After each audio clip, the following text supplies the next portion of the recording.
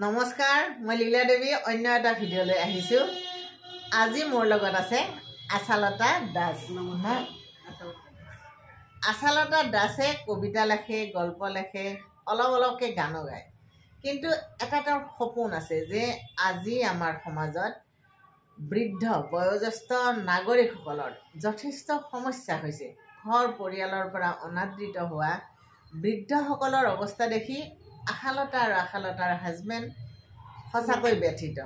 আৰু তাৰ লগত আনুষংগিক কিছু মানুহক সংগ দিছে আৰু তেওঁলোকে এতিয়া এটা স্থাপন কৰিছে বৃদ্ধাশ্ৰম আৰু আপোন ডে কেয়াৰ চেণ্টাৰ। কনচেপ্টটো মোৰ এইকাৰণে ভাল লাগিছে যে ধৰক আপোনাৰ ঘৰত বৃদ্ধ মা দেউতা আছে, আপুনিও চাকৰি কৰে, আপোনাৰ পৰিবাৰেও চাকৰি কৰে, দুয়োটাই ৰাতিপুৱা ওলাই যায় আৰু গধূলি ঘৰলৈ আহে।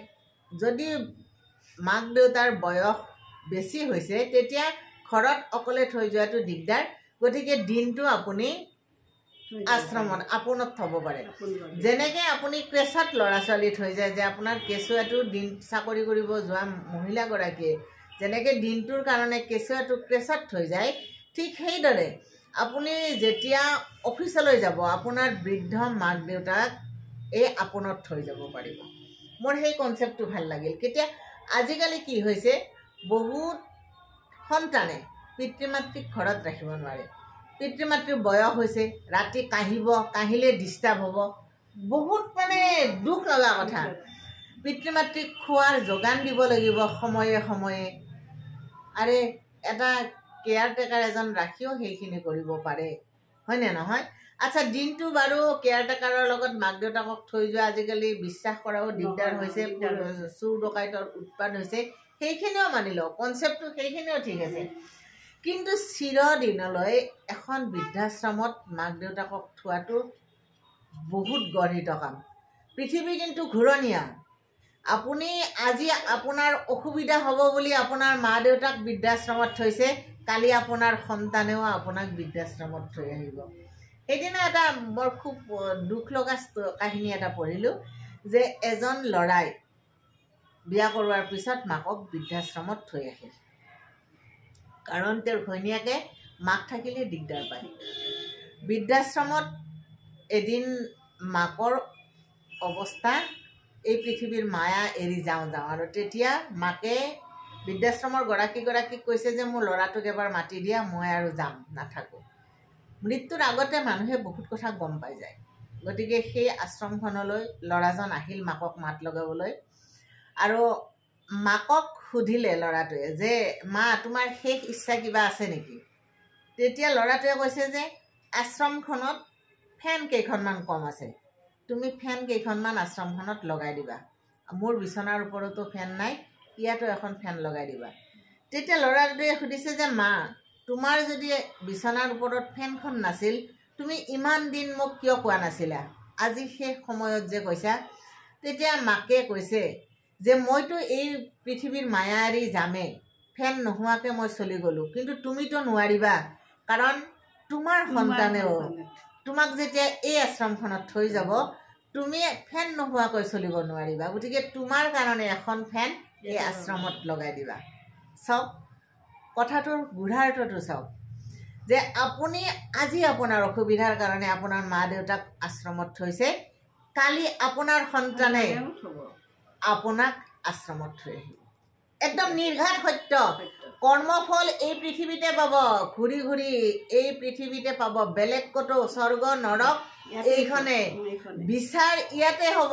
আপুনি ঘূৰি ঘূৰি আহি সেই বিচাৰৰ সন্মুখীন হ'বই লাগিব, নিৰ্ঘাত সত্য। আজি আপোনালোকক ধন্যবাদ দিছোঁ, আপোনালোকে বৰ ধুনীয়া কাম এটা কৰিছে, মানুহখিনিক সাহস দিছে, মানুহখিনিক সংগ দিছে। আৰু এখেতসকলে এটা ভাল কাম কৰি আছে যে কিছুমান মানুহে আশ্ৰমত থৈ যায় মাক দেউতাকক, কিয় থৈ যায় সেই কথাটো পুংখানুপুংখভাৱে আলোচনা কৰি তেখেতসকলে ঘৰত ৰখাৰ ব্যৱস্থা কৰে।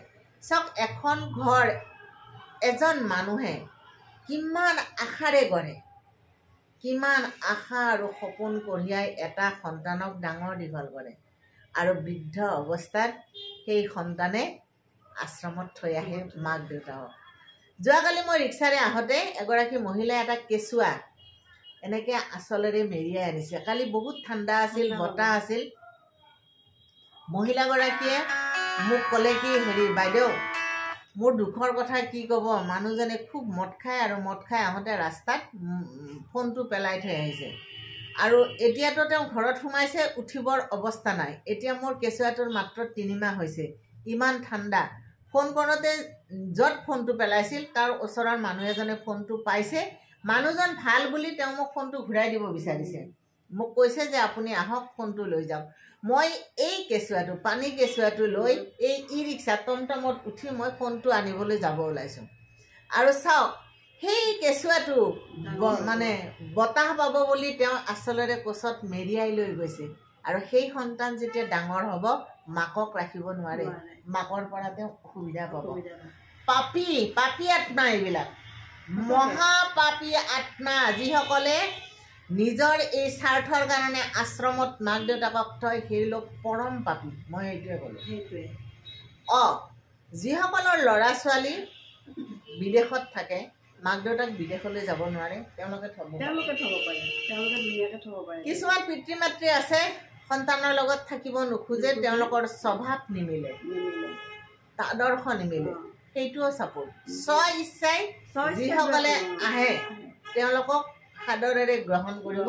কিন্তু যিসকলক জোৰ কৰি পঠায়, যিসকলে নিজৰ সপোনৰ ঘৰখনত থকা এটা আশা বুকুত বান্ধে আৰু তেওঁলোকক জোৰ কৰি থৈ আহে নিজৰ স্বাৰ্থৰ কাৰণে, তেওঁলোকক কিন্তু আপোনালোকে নাৰাখে। তেওঁলোকক আমি সেনেকৈ নাৰাখোঁ। আমি পুলিচ কেছ দি দিব লাগে, পুলিচ কেছ দি সেনেকৈ আমি দিছোঁ এটা অলৰেডি। এনেকৈ লৈ গ'ল ল'ৰাটো আহি পেলাই, পুলিচ কেছ দিলোঁ। পুলিচ কেছ দিয়াৰ তাক ক'লোঁ আমি যে তোমাৰ চাকৰিটো আমি খেদাম দিম, তুমি যদি দেউতাক নাৰাখা। সম্পত্তি গোটেই বিক্ৰী কৰিছিলে। তাতে আহি পেলাই লাষ্টত তেওঁ লৈ গ'ল ল'ৰাটো। এতিয়া আমি খা খবৰ লৈ থাকোঁ, তেওঁ ভালে আছে। আৰু আপোনালোকৰ দৰে এনেকৈ সমাজৰ প্ৰতি জাগ্ৰত আনিব পৰা মানুহখিনিয়ে যদি এনেধৰণৰ ব্যৱস্থাটো গ্ৰহণ নকৰে, অদূৰ ভৱিষ্যতে কিন্তু আমি সকলো সেই আশ্ৰমত এটা বাহত থাকিব লাগিব। নিজৰ ঘৰ দুৱাৰ চাওক, এখন ঘৰ বান্ধিছোঁ, সেই ঘৰখন এৰি এটা কোঠাত আমি আমাৰ জীৱনটো মানে খেদাব লাগিব।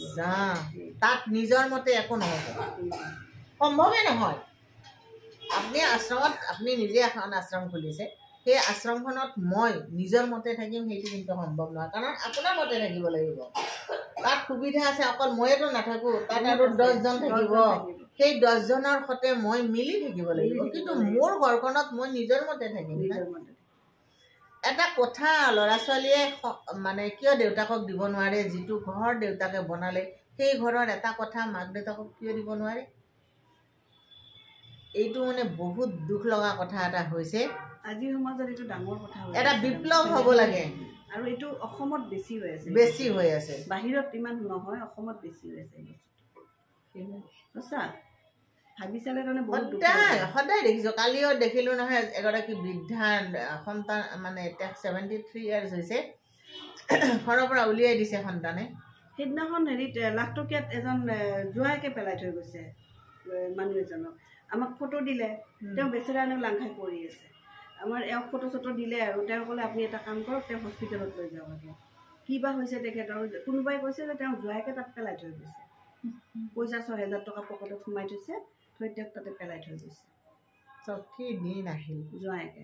এতিয়াৰ পৰা সাৱধান আৰু সচেতন নহ'লে কিন্তু সময় বহুত বেয়া হ'ব। আৰু আমাৰ আজিকালি মাক দেউতাকে সন্তানবিলাকক কি কৰিবলৈ লৈছে, মেকানিক, এজন যন্ত্ৰ এটা কৰিছে। যন্ত্ৰ তই পঢ়ি ডাক্তৰ হ'ব লাগিব, ইঞ্জিনিয়াৰ হ'ব লাগিব, তই একদম নিঃসংগভাৱে এটা ৰুমত পঢ়ি থাকিব লাগিব, তাক কোনেও ডিষ্টাৰ্ব কৰিব নোৱাৰিব। মানুহলৈ গঢ় দিব পৰা নাই। আৰে আমি 10জনৰ মাজত, আমিতো সৰুতে 8জন ভাই ভনী, মা দেউতা, আলহী, জেঠী, পেহী, মাহী, তাৰ লগত একেলগে পঢ়িছিলোঁ। আজিকালি নহ'ব, চব সুবিধা একদম দি বিচনাৰ ওপৰতে চব সুবিধা দিব লাগিব, দি এটা যন্ত্ৰ তৈয়াৰ কৰিব, যাৰ কোনো মানৱতা নাই, যাৰ কোনো যাৰ কোনো আদৰ্শ নাই। তেনে এটা যন্ত্ৰ নিৰ্মাণ কৰাৰ একো যুক্তি নাই। সঁচা কথা এইটো। আবেগ অনুভূতি একোৱেই নাই। ল'ৰাবিলাকক যন্ত্ৰ কৰি লৈ যায় আছে। একচুৱেলি ভাল মানুহ হোৱাৰ কাৰণে ক'ব লাগে, যে তুমি বাবা ভাল মানুহ হোৱা পাৰ্চেণ্টে তোমাক মাৰ্কে মেটাৰ নকৰে মাৰ্কে ল'ৰাটো ইমান মাৰ্ক পাইছে মোৰ ল'ৰাটো কিয় পোৱা নাই হাৰে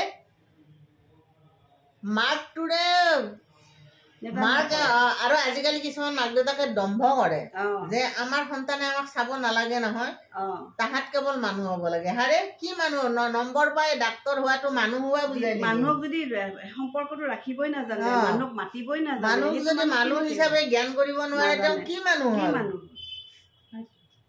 মানুহ হ'ল নে এটা যন্ত্ৰ হ'ল মোৰ ল'ৰাটোৱে মেট্ৰিক দিব মই তাক কৈছো বাবা তুমি মানুহ হোৱা আৰু আপোনাৰ ল'ৰাই দেখিব না আপোনাৰ ল'ৰাই এখন সমাজ দেখিব যে কিমান কষ্ট কৰি একোজন বৃদ্ধ পুৰুষ মহিলাই এখন আপোন ঘৰ এৰি আহে আপুনি তাক মৰমেৰে ডাঙৰ কৰিছে সি দেখিব যে কেনেকৈ থাকে মানুহবিলাক সি বুজিব উপলব্ধি কৰিব কাৰণ সি এখন সমাজ পাবতো সমাজ পাব সেইটোৱে আৰু মোৰ ল'ৰাটো ভগৱানৰ কৃপাত সেইখিনি গুণ আছে আৰু ৰিচেণ্টলি তাৰ 30 তাৰিখে বাৰ্থডে গ'ল মোৰ ল'ৰাই সৰুৰ পৰাই কেক নাকাটে আমি কি কৰিলোঁ সেইদিনাখন পেপাৰত নিউজটো ওলাইছে আজি তাৰ নিজৰ জমাৰ পইচা দি গছ পুলি কিনিছে কিন্তু দেউতাক কৈছে দেউতা আশ্ৰমত ৰুম আমি তাৰ সেই পদক্ষেপটো আমি গছ পুলি দি বাৰ্থডেটো আমি গছ পুলি পুতি পেলাই চেলিব্ৰেশ্যন কৰিলোঁ লগতে খুৰাকেইটাৰ লগত আমি এসাঁজ খাইছোঁ দিনত নিৰামিষ ভাত এসাঁজ খাইছোঁ সেনেকৈ আমি তাতে পালন কৰিলোঁ সেইটো খুব ভাল লাগিল আৰু